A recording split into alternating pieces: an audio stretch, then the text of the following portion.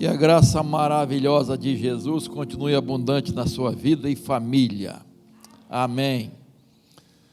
Muito bom estarmos aqui nessa quarta-feira de bênção, não é, irmão? Nada de cinza não, aqui não tem cinza não, meu irmão. Que o fogo continua aceso. Abra a sua Bíblia então, nosso texto básico, né? Áureo, é Hebreus 11, mas hoje eu quero usar um outro texto. Você vai abrir lá em Lucas capítulo 18. Lucas capítulo 18. Nós estamos falando sobre fé, é o nosso quarto estudo. Já vimos algumas definições de fé. A fé é expandir a imaginação, a visão. Fé é obedecer mesmo sem entender. Quarta-feira passada, nós vimos que a fé é crer sem ver. E nós vimos especialmente dois exemplos, né? O primeiro foi de Tomé. Tomé que disse, se eu não ver o lugar dos cravos, da lança, ele não creu no testemunho dos seus colegas, né, dos apóstolos. Ele quis ver para crer. Se eu não ver, aí Jesus disse depois, né, bem-aventurados os que não viram e creram. Tá? Falamos do outro exemplo de Moisés, quando o povo estava diante do Mar Vermelho. Moisés creu sem ver, não tinha saída, mas ele creu sem ver. Mas em contrapartida, o povo só creu depois que viu, depois da experiência, tá? Então, isso acontece hoje na vida de muitos cristãos. Estão andando na contramão da fé. Queridos, é muito importante a gente crer sem ver, mas a maioria só crê depois que vê. Essa é a grande verdade. E aqui, mais essa face do nosso grande diamante, que é a fé.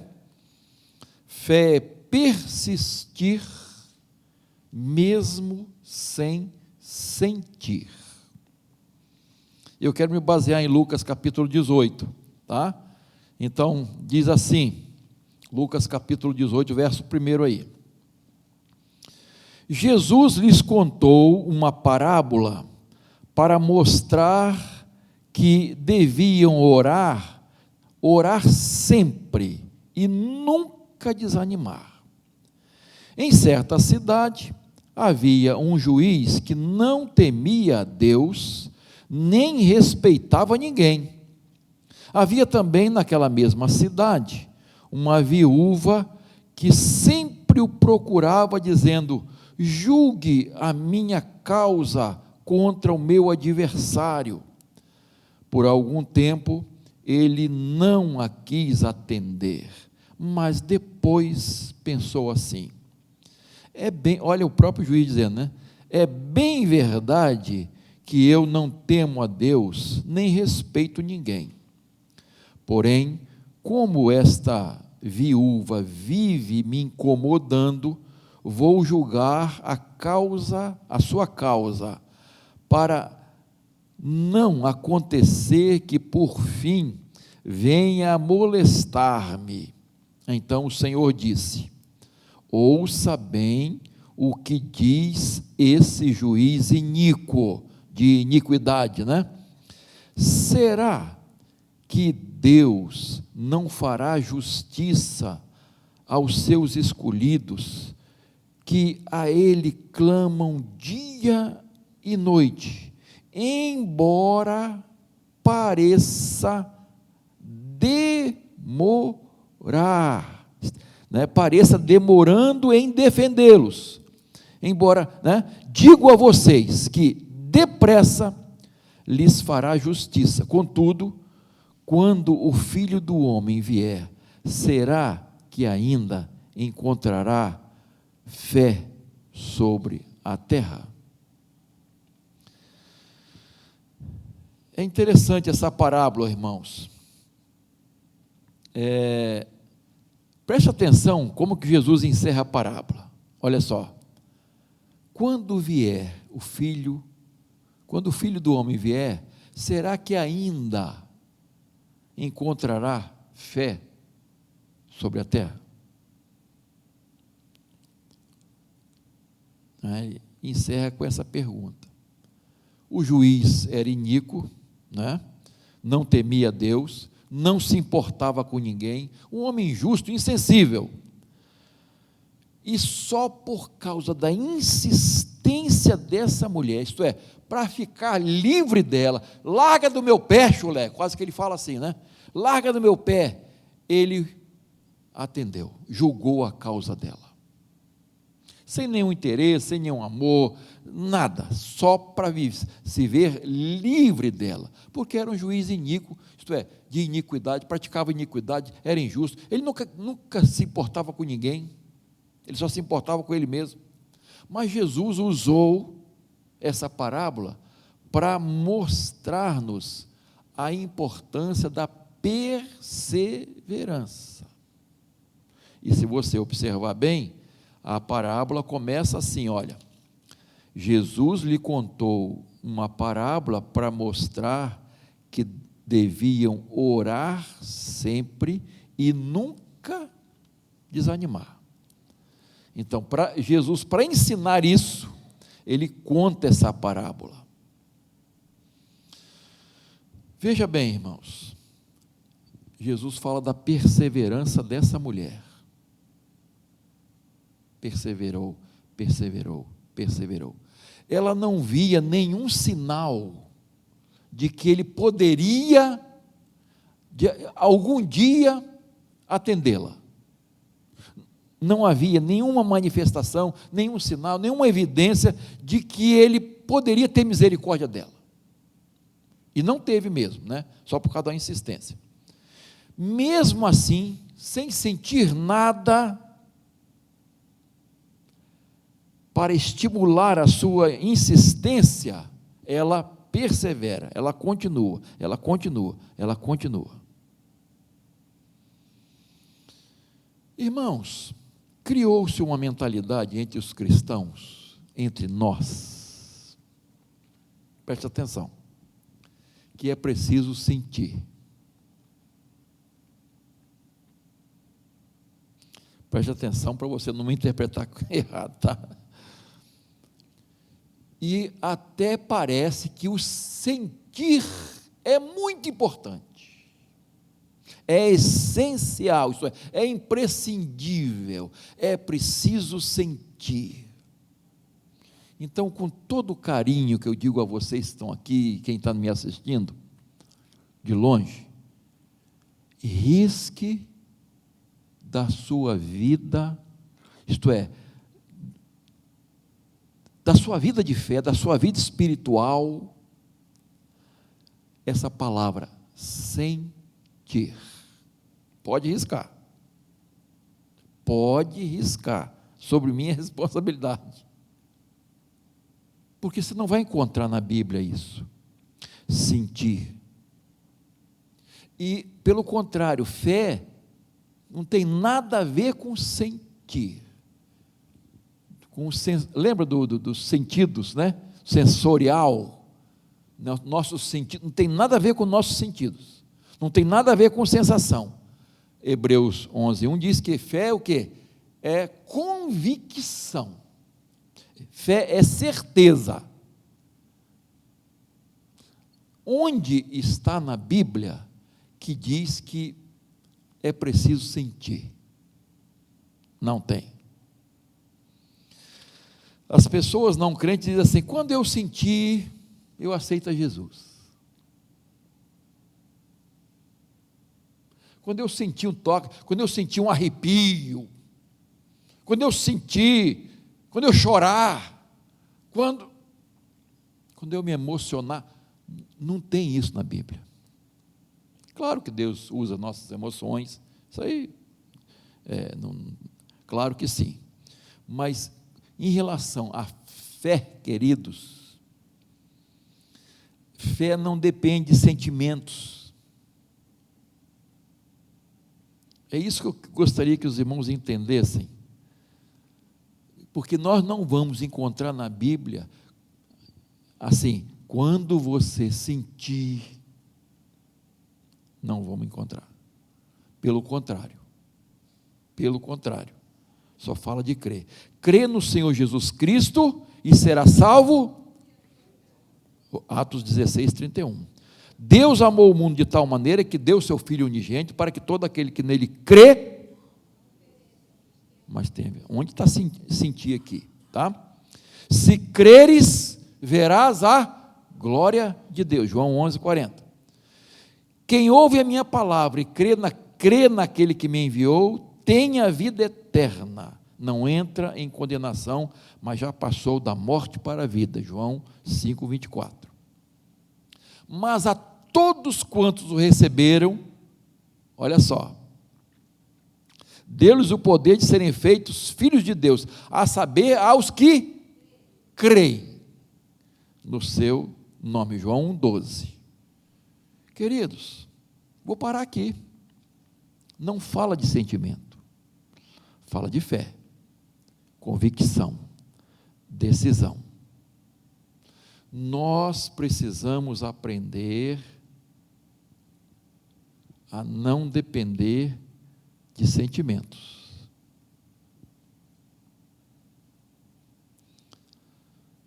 Mas a gente, a nossa vontade parece que é muito importante. Se meu coração pedir, siga o meu coração. A gente ouve muito isso. Meu coração é que manda.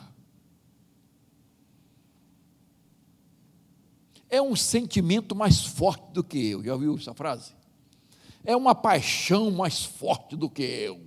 Por isso que aconteceu isso e aquilo. Que tristeza, meu irmão. Você não é guiado por emoções e sentimentos. Não deve ser guiado e guiada. Nós somos muito instáveis, eu e você. Nós somos instáveis, levados pelo vento, pelas circunstâncias. As circunstâncias nos influenciam muito, irmãos. Aquilo que nós vemos nos influencia muito. Mas veja bem, há dias que você não está bem, você não está com vontade. Não estou com vontade de ir para a igreja, não. Quarta-feira de cinzas. Cheguei do trabalho cansada. Vou ficar em casa. Vontade. Tem dias que você não tem vontade de buscar Deus. Irmãos, tem dias que a gente não tem vontade de orar, que a gente não tem vontade de ler a Bíblia. E aí eu pergunto, você vai ser guiado pela vontade? Há dias que a tentação é maior, que a vontade é fazer coisa errada, irmãos, é ceder à tentação. Há dias em que as pessoas têm vontade de jogar tudo para o alto, tirar férias de tudo. O desânimo parece que se aloja no coração. Aí eu pergunto, eu vou me deixar guiar por isso? Aí veio uma crítica, me feriu, eu tive uma decepção com alguém da minha... É isso que vai me dominar? É isso que vai me guiar?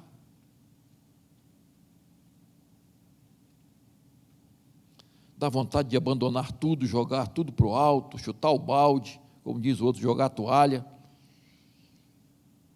Há dias que eu já ouvi de alguns casais, tem dia que dá vontade de chutar o balde no meu casamento. Cai fora. Eu já ouvi isso, irmãos. Não vou mais também à igreja, não.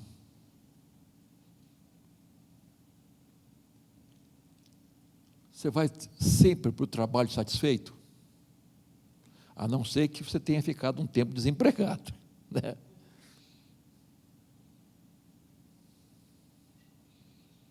Imagina quem trabalha no sol, nesse calor, irmãos, dá vontade de ir, mas vai ou não vai? Vai.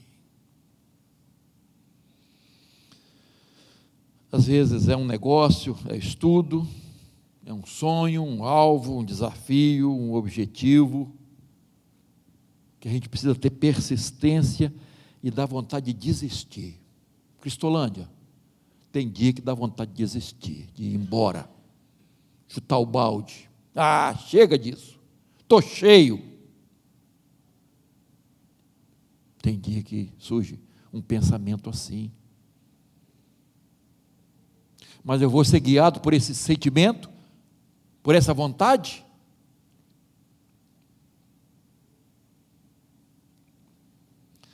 Pessoas de fé não são guiadas pelas inconstâncias das nossas emoções.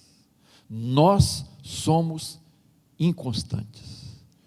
Sentimentos e pensamentos. Nós somos guiados, irmãos, pelo compromisso, pela fidelidade. Nós somos guiados por princípios.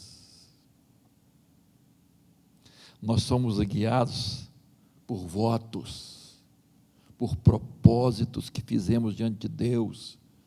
Somos guiados pela palavra de Deus.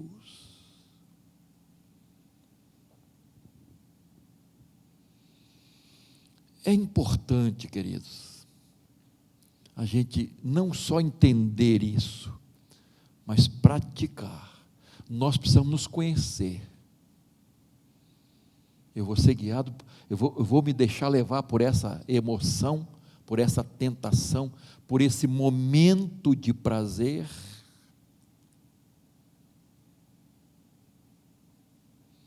Por isso que essa parábola fala de persistência. Persistência. Não tinha nenhum vislumbre de que aquele juiz ia atender. Ela persistiu. A Bíblia fala, irmãos, que eu já falei de Noé aqui. Noé passou mais de 100 anos construindo a arca. Eu fico imaginando, queridos, a Bíblia não dá muitos detalhes, mas eu fico imaginando este homem construindo a arca, sem qualquer perspectiva de chuva, muito menos de dilúvio. Eu fico imaginando vamos dizer assim, quantas críticas, palavras que este homem ouviu das pessoas, que não incentivava em nada, isto é, desanimava. Mas Noé tinha uma promessa, queridos. Noé fez um pacto com Deus. Não importa se me chamem de louco, de maluco, um cara que perdeu o juízo, que se equivocou, não importa.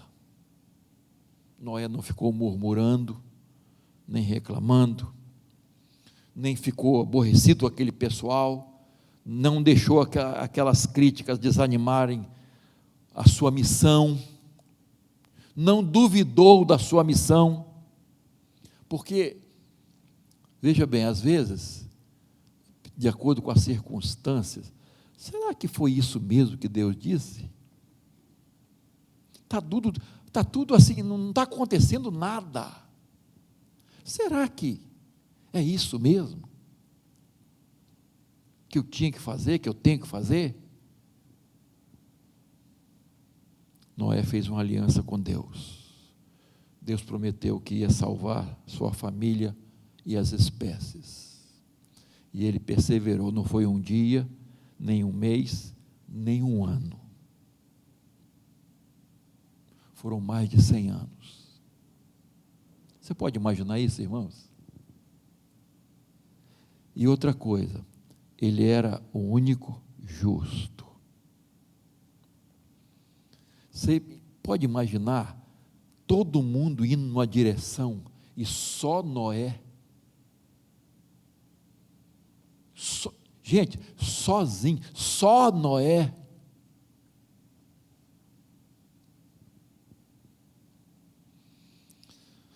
Esse homem persistiu, irmãos. Ele perseverou, ele demonstrou sua fé. Noé andava com Deus, era justo, íntegro. Não vou desistir, vou perseverar. Deus fez um pacto comigo, e eu fiz com Deus essa aliança.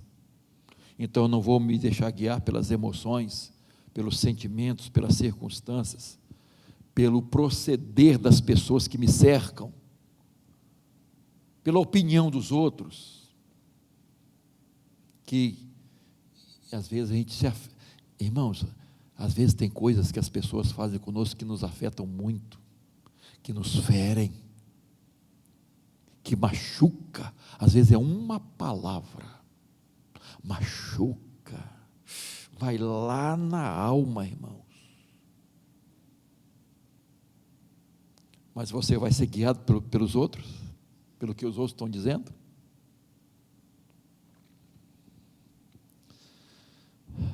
Precisamos viver pela fé, irmãos, e aí vamos enfrentar os problemas, vamos enfrentar oposição, vamos enfrentar crítica, provações, tempestades, fraquezas, medos, vamos enfrentar ansiedade, depressão, enfermidade, abatimento, tristeza, vamos enfrentar tudo, mesmo que haja esses sentimentos na minha vida, mas eu não me guio por sentimentos. Deus não fala de sentir, eu tenho que persistir. Por isso que Jesus disse lá em Marcos 8,34, quem quiser vir após mim, negue-se a si mesmo, tome cada dia a sua cruz e siga-me. O que é negar-se a si mesmo, irmãos? É agir contra a minha vontade. Eu estou com um sentimento aqui, irmãos, mas eu vou agir contra esse sentimento.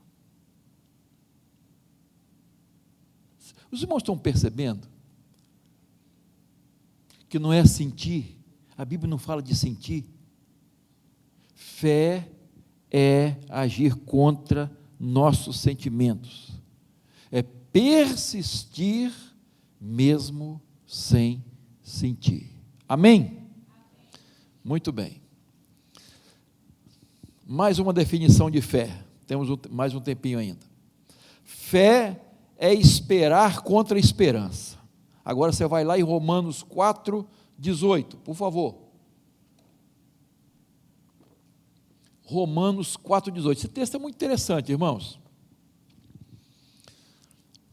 Olha só. Abraão, acharam aí? Está aqui, ó. Abraão, esperando contra, olha só. Abraão, esperando contra a esperança, fez o quê? Creu, para vir a ser pai de muitas nações, segundo lhe havia sido dito, promessa de Deus, assim será a sua descendência. Ele, olha só, esperando contra a esperança, ele creu. Então, fé é esperar contra a esperança. Como entender isso, irmãos? É que Abraão creu e esperou no Senhor. Não foi uma espera passiva, humana. Ele esperou mesmo sem esperança. Preste atenção, mesmo sem nenhuma esperança humana, vamos botar assim, ele esperou no Senhor. O texto está falando do nascimento de Isaac, né? Você sabe disso, que esse casal, biologicamente, estava o quê? Morto, velhos, estéril. Que esperança eles tinham?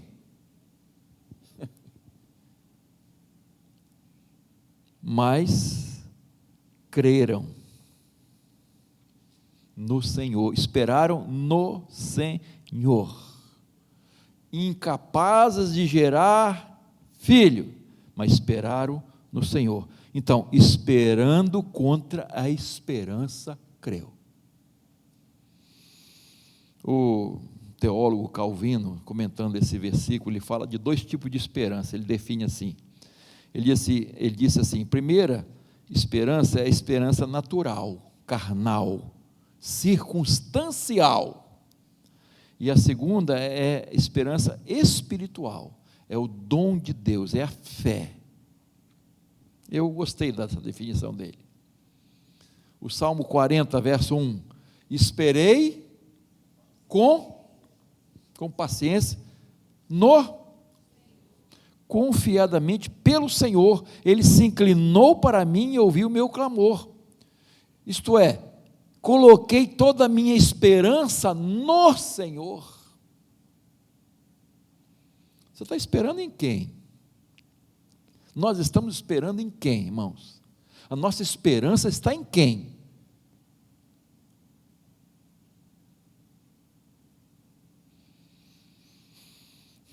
Tem outra tradução que eu gosto muito, que diz assim, desse Salmo 41, eu esperei e esperei pelo Senhor, finalmente Ele olhou para mim, finalmente Ele me ouviu. É maravilhoso, né, irmãos? Qual o segredo, irmãos? É esperar no Senhor. Esse texto há uma ênfase no esperar, irmãos. Esperar com paciência, com confiança, com esperança. Então, qual a conclusão que nós chegamos aqui? Que esperar, preste atenção, esperar é uma prova de fé. Esperar é uma demonstração de fé, mas esperar no Senhor.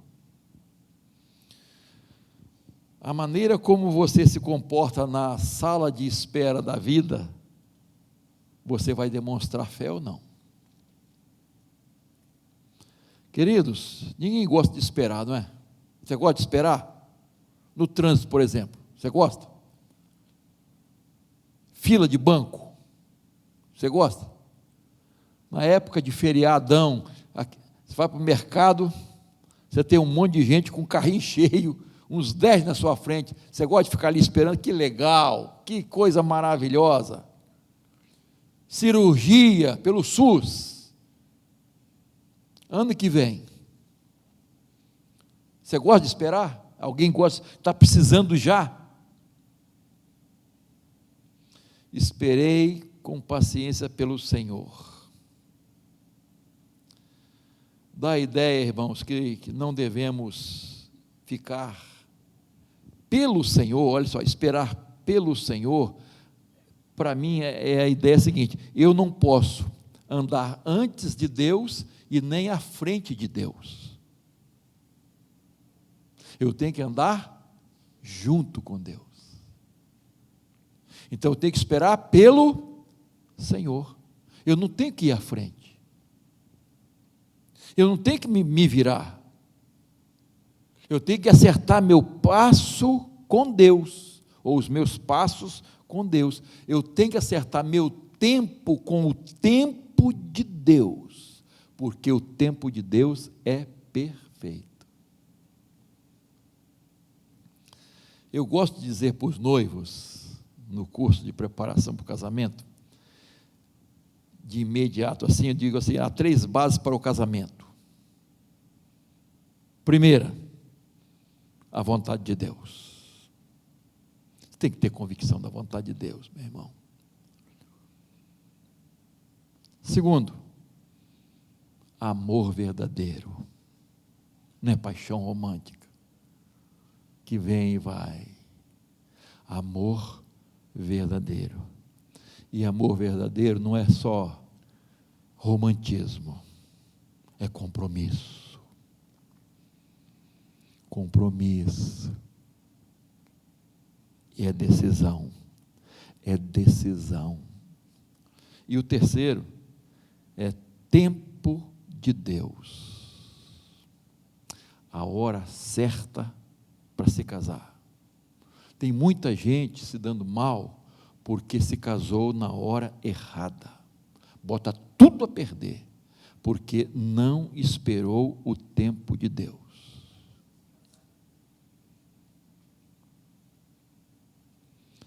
Existe uma hora certa, irmãos, para falar, e existe uma hora certa para se calar. Existe uma hora certa para agir, e existe uma hora certa para desistir. Existe uma hora certa para comprar, e existe uma hora para vender. Existe uma hora para construir, uma hora para reformar, uma hora para se aposentar, uma hora certa. Uma hora certa para namorar, para noivar e casar. Uma hora certa para ter filhos, uma hora certa para ter mais filhos. Jacó esperou quantos anos para casar com Raquel? Trabalhou 7, depois mais 7, né? 14 anos. Aquele sogro maravilhoso que ele tinha, não é? A gente fala de sogra, mas foi um sogro que passou a perna em Jacó. Mas Jacó também passava a perna, tinha passado a perna em muita gente, né? Então, e aí você sabe a história que ele se engraçou logo com Raquel. Raquel era linda. Raquel era linda, o texto fala, linda de morrer. E o cara se apaixona logo por ela, não é? E aí, tal, não vou dar dote de quê? Sair sem nada, com a mão na frente e outra atrás. Eu vou trabalhar 7 anos, sem receber salário.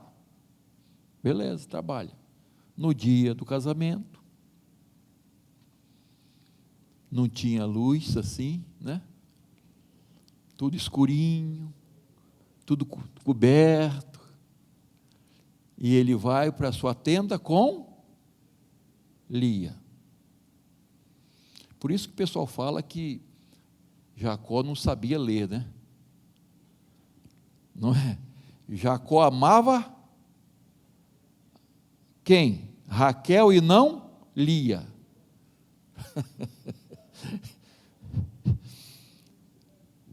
E aí,